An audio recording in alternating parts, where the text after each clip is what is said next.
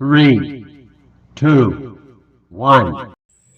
Assalamualaikum warahmatullahi wabarakatuh. Perkenalkan, nama saya Tista dengan NIM B21060039, Prodi S1 Kebidanan Fakultas Kesehatan Universitas Mega Buana Palopo.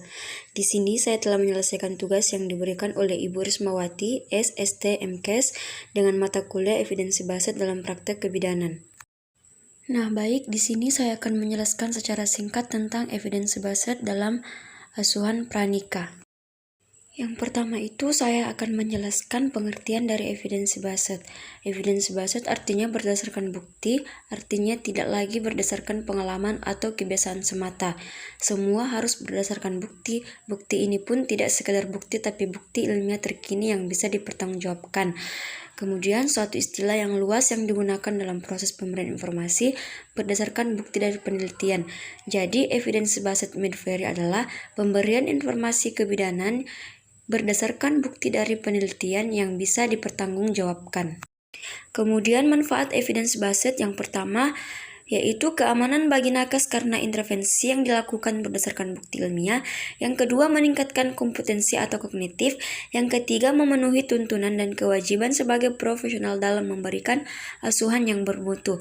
Yang keempat, memenuhi kepuasan pelanggan yang mana dalam asuhan kebidanan klien mengharapkan asuhan yang benar sesuai dengan bukti dan teori serta perkembangan ilmu, pengetahuan, teknologi.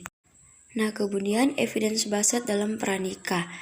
Kesehatan pranikah merupakan suatu proses untuk meningkatkan kemampuan masyarakat dalam memelihara dan meningkatkan kesehatan yang ditunjukkan pada masyarakat reproduktif pranikah.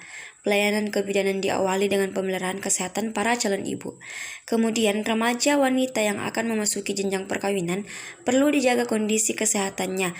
Kepada para remaja diberi pengertian tentang hubungan seksual yang sehat, kesiapan mental dalam menghadapi kehamilan dan pengetahuan tentang proses kehamilan dan persalinan serta pemeliharaan kesehatan dalam masa pra dan pasca kehamilan. Kemudian angka pernikahan dini di Indonesia tertinggi kedua di ASEAN setelah Kamboja.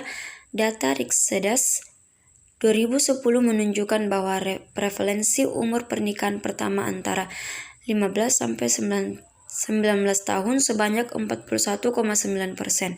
Daerah Istimewa Yogyakarta termasuk dalam provinsi dengan jumlah kasus pranikah dini yang tinggi yaitu 7,2%.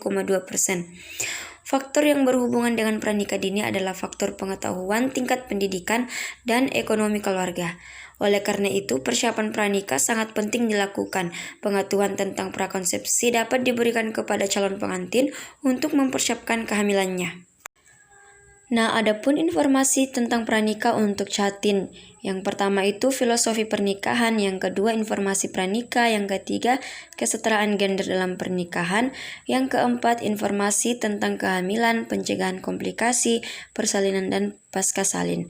Yang kelima informasi tentang penyakit menular seksual, infeksi saluran reproduksi, HIV dan AIDS.